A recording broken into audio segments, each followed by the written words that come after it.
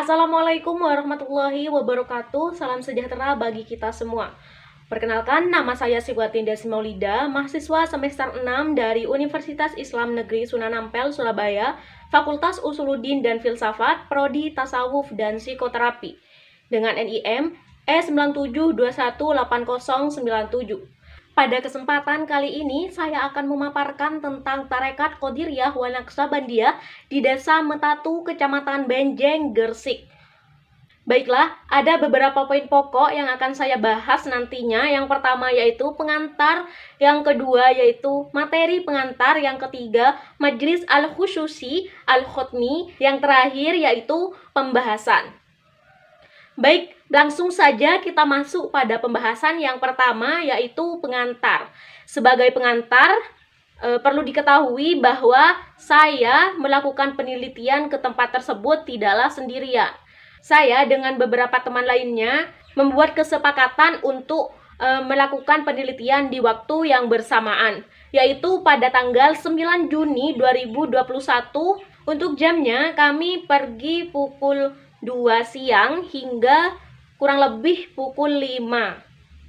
Karena kami mengikuti rangkaian ritual ibadahnya, kemudian dilanjutkan dengan sesi wawancara.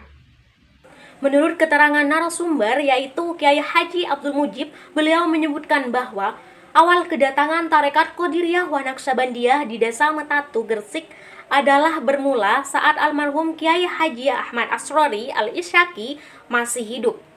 Waktu itu, sesepuh-sesepuh dari desa tersebut, diantaranya almarhum Kiai Hashim, almarhum Kiai Irfan, almarhum Kiai Maksum, termasuk ayah dari narasumber, dan yang lainnya pergi berbaiat ke Pondok Pesantren Al-Fitrah Surabaya yang merupakan kediaman dari Kiai Haji Asrori. Yang akhirnya berkembanglah tarekat tersebut di Desa Metatu karena dibawa oleh murid-murid dari desa tersebut. Dulu di Desa Metatu banyak yang mengikuti Tarekat Qadiriyah wa Naqsabandiyah. Dikatakan juga bahwa kegiatan tarekat baik tingkat desa atau tingkat kecamatan masih banyak karena pengikutnya yang juga banyak. Tetapi setelah penggagatnya sekaligus sang mursyid terakhir yakni Kiai Asrori meninggal dunia, maka terjadilah pengurangan jamaah di desa-desa hingga tersisa hitungan jari saja. Hal ini jugalah yang menyebabkan berkurangnya kegiatan tarekat di Kecamatan Benjeng, Gresik. Hingga dilakukan penggabungan antar desa-desa. Dengan demikian, semisal tarekat di desa A tidak ada kegiatan A, maka jamaahnya boleh bergabung ke desa lain yang melakukan kegiatan tersebut. Contohnya di Desa Metatu, ketika mengadakan Majlis Al-Khususi Al-Khotmi, ada beberapa jamaah dari desa sebelah yang datang ke Desa Metatu untuk bergabung melaksanakan amalan tersebut, karena di desanya tidak mengadakannya.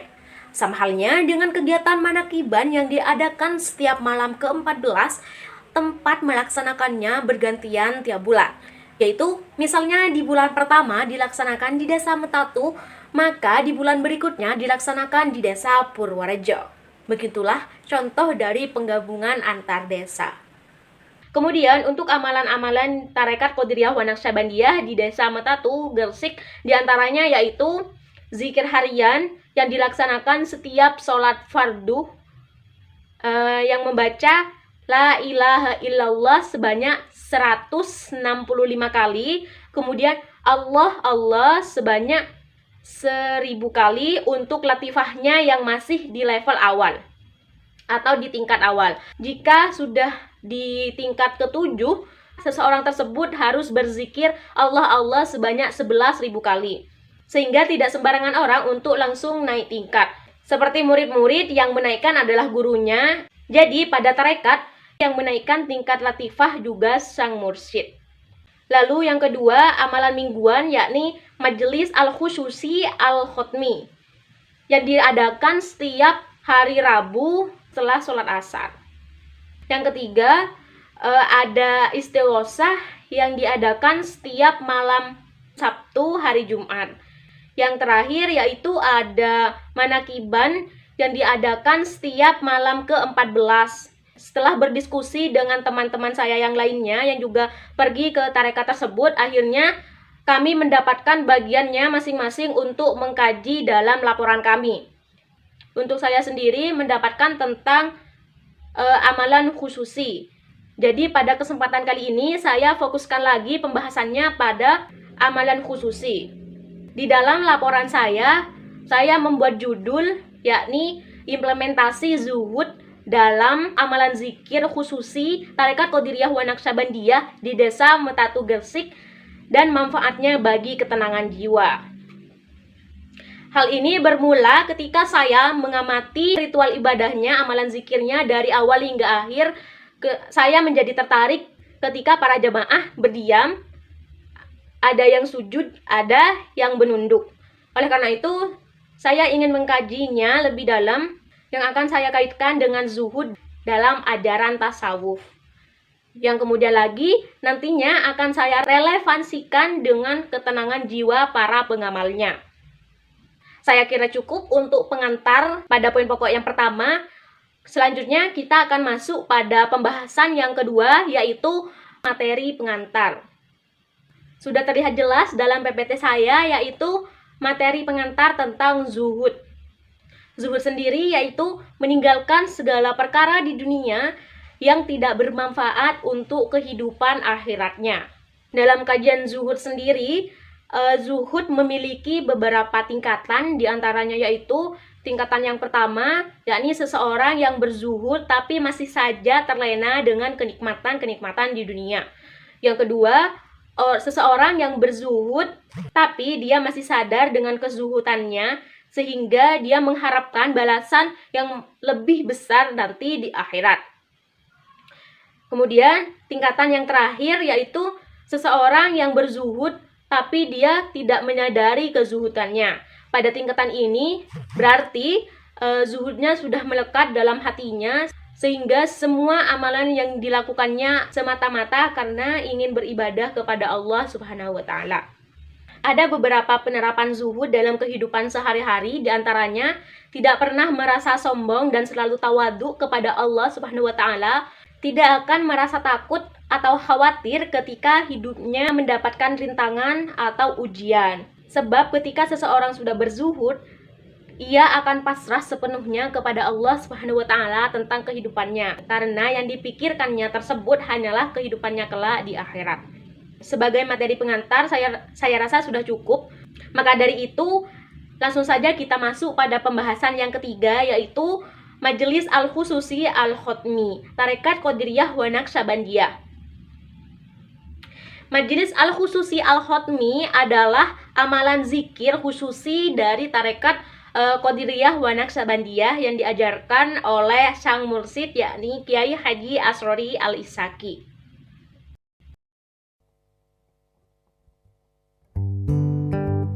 Bentuk amalan zikir khususi yang pertama, duduk berhadap-hadapan.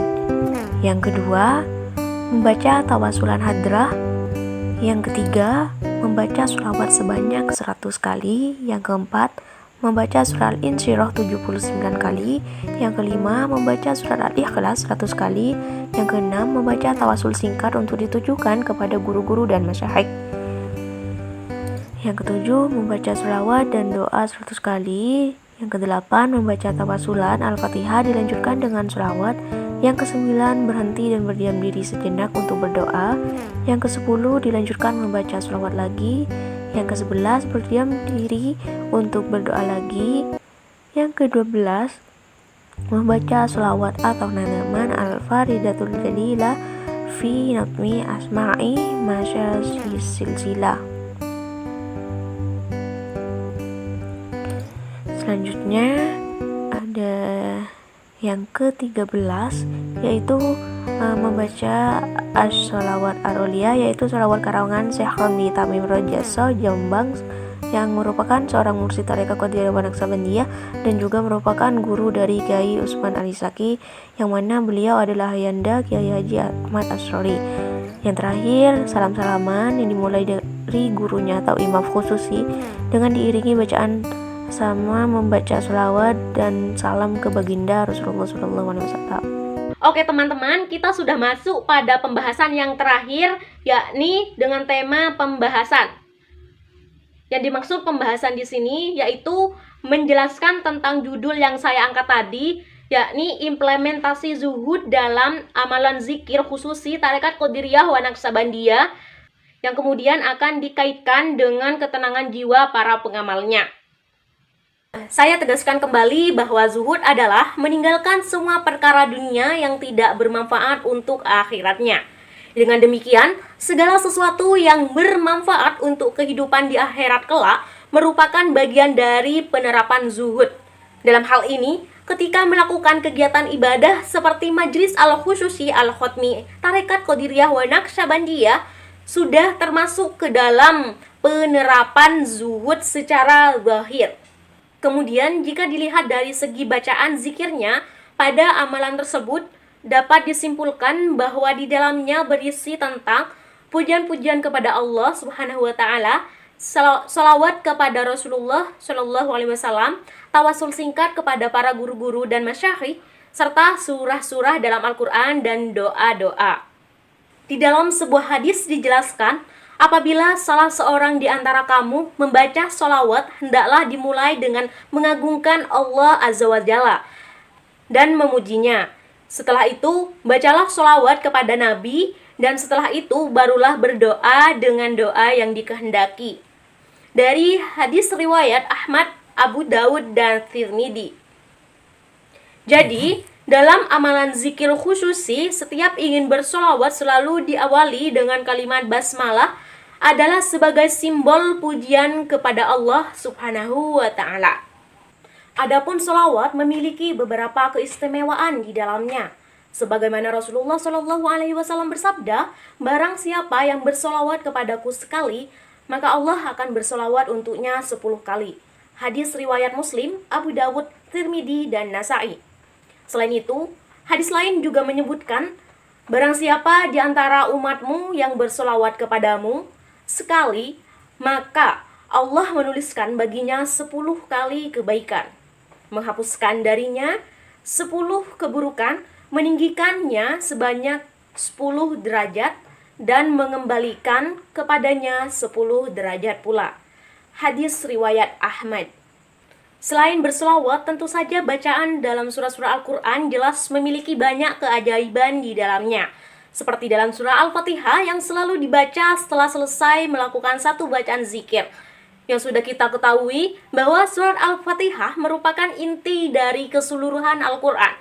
Yang pasti terdapat beberapa keistimewaan di antaranya sebagai melancarkan rezeki, memudahkan hajat, sebagai obat, dan lain sebagainya. Selanjutnya yang dibaca dalam amalan zikir tersebut yakni ada surah Al-Insyirah.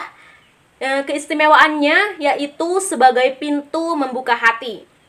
Tapi sekedar informasi, ketahuilah bahwa hanya Allah lah yang dapat membuka hati seorang hamba.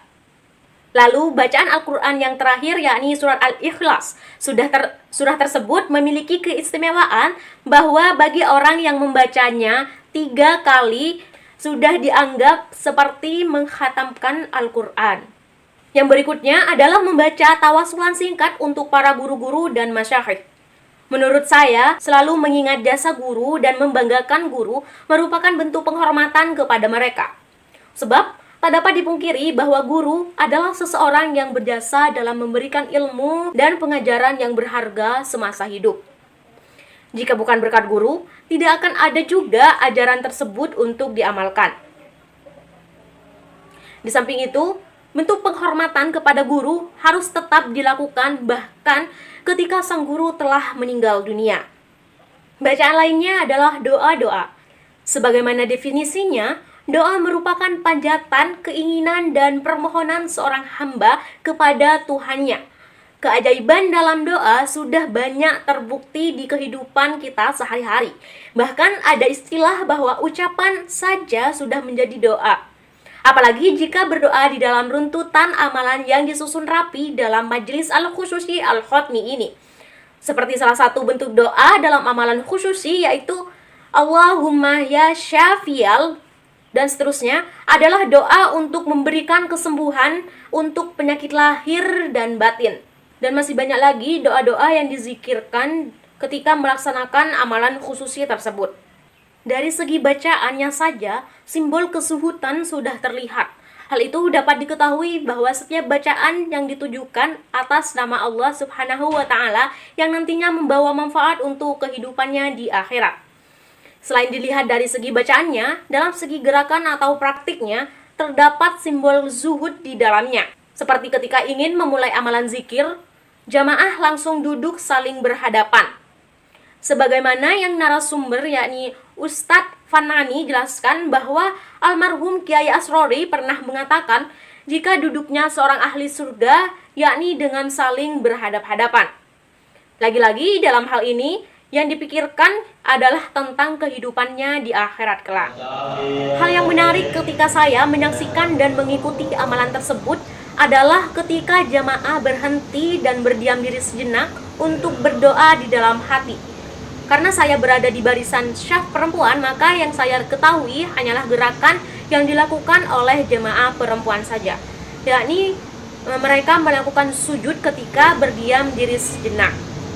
Namun, ketika saya melihat hasil rekaman di syaf jamaah laki-laki, yang mereka lakukan yaitu menunduk hingga hampir menyentuh lutut. Pada mulanya, saya tidak mengetahui maksud dari gerakan tersebut.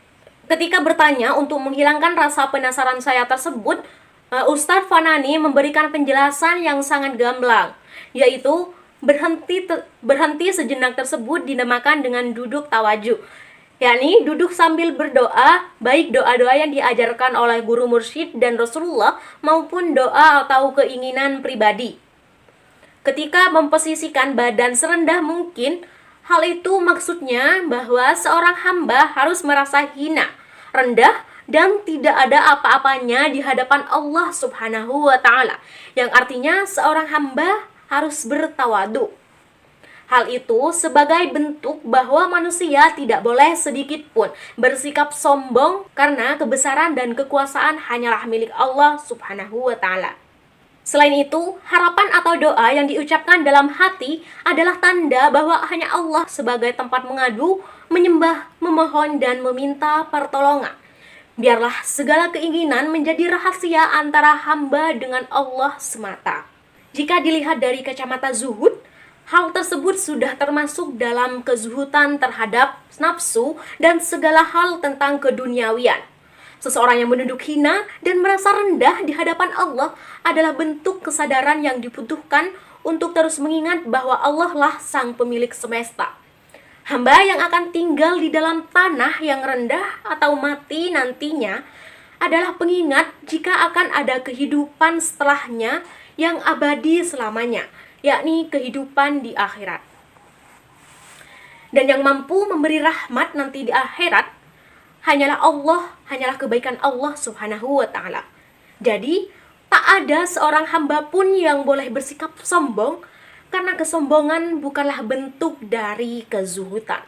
Ketika mengemati suatu hal yang didapat setelah melakukan amalan-amalan tersebut, sungguh besar hadiah yang akan Allah berikan kepada seseorang yang melakukan amal kebaikan. Namun, jika yang diharapkan adalah semua hal yang sudah saya sebutkan tadi, maka yang demikian belum bisa disebut sebagai kezuhudan yang hakiki. Mengedepankan akhirat bukan berarti berniat mendapatkan yang lebih baik di kehidupan akhirat nanti, melainkan selalu mengingat Allah dalam melakukan segalanya. Maka dari itu, sebagai seorang hamba, teruslah menanamkan niat atas segala amal ibadah semata-mata karena Allah Subhanahu wa Ta'ala, dan berusahalah terus berzuhud hingga tidak dapat lagi menyadari tentang kezuhudannya sendiri. Berbicara tentang peranan zikir dalam meningkatkan ketenangan jiwa, maka hal itu tidak terlepas dari janji Allah Subhanahu wa Ta'ala tentang manfaat berzikir kepadanya. Sebagaimana firman Allah dalam Quran surat Ar-Ra'd ayat 28 yang artinya, yaitu orang-orang yang beriman dan hati mereka menjadi tentram dengan mengingat Allah. Ingatlah, hanya dengan mengingat Allah lah hati menjadi tentram. Surah tersebut dapat dipahami bahwa zikir dapat membawa pengaruh positif pada ketenangan jiwa. Jika dijelaskan melalui pendekatan psikologi, Hal ini dapat dimaknai bahwa hasil dari perilaku mengingat Allah atau berzikir di dalam alam kesadaran akan berkembang menjadi sebuah penghayatan akan kehadiran Allah dalam setiap gerak-geriknya. Ia akan memiliki keyakinan bahwa di dalam setiap gerak-geriknya ada Allah, sehingga ia tidak akan merasa sendiri menjalani kehidupan di dunia ini. Seperti yang dirasakan oleh teman saya sebagai salah satu muhibbin atau pecinta tarekat Qadiriyah wa Naqsabandiyah dan sudah mengikuti tarekat tersebut di Desa Metatu sedari lama. Semenjak beristiqomah melaksanakan amalan zikir khususi, ia merasakan bahwa kehidupannya mengalami perubahan ke arah yang lebih baik, baik dari segi tingkah laku atau akhlak maupun perasaan. Dalam kesehariannya, teman saya menjadi lebih rajin sholat dan sholat tepat waktu. Rajin juga melakukan ibadah lainnya, lalu perasaannya atau jiwanya menjadi lebih tentram dan damai. Namun, yang namanya manusia pasti selalu berperang dengan nafsunya sendiri. Meskipun terkadang masih kalah terhadap nafsu, namun teman saya itu dapat selalu kembali ke jalan Allah. Ketenangan jiwa yang dirasakannya tentu saja membawa pengaruh positif dalam kehidupannya, seperti merasa bahagia, hidup lebih bermakna, dan jarang merasakan perasaan buruk seperti yang sudah saya sebutkan sebelumnya. Jadi teman-teman, jika teman-teman sudah menyimak dari awal hingga akhir, sudah jelas bahwa amalan khususi tarekat Qadiriyah wa Naqsabandiyah merupakan representasi dari zuhud dalam tasawuf. Dan kemudian amalan tersebut juga akan membawa pengaruh yang positif bagi pengamalnya. Seperti salah satu contohnya yang sudah saya sebutkan sebelumnya. Saya rasa sudah cukup pemaparan dari saya. Jika teman-teman memiliki pendapat yang berbeda atau ingin menyampaikan pendapatnya, silahkan tuliskan pada kolom komentar di bawah ini. Atau teman-teman juga bisa mengirimkan email kepada saya, bisa dicatat alamat email saya yang tertera pada PPT saya ini. Sekali lagi saya ucapkan terima kasih yang sudah menyaksikan dan menyimak. Kurang lebihnya saya mohon maaf. Wassalamualaikum warahmatullahi wabarakatuh.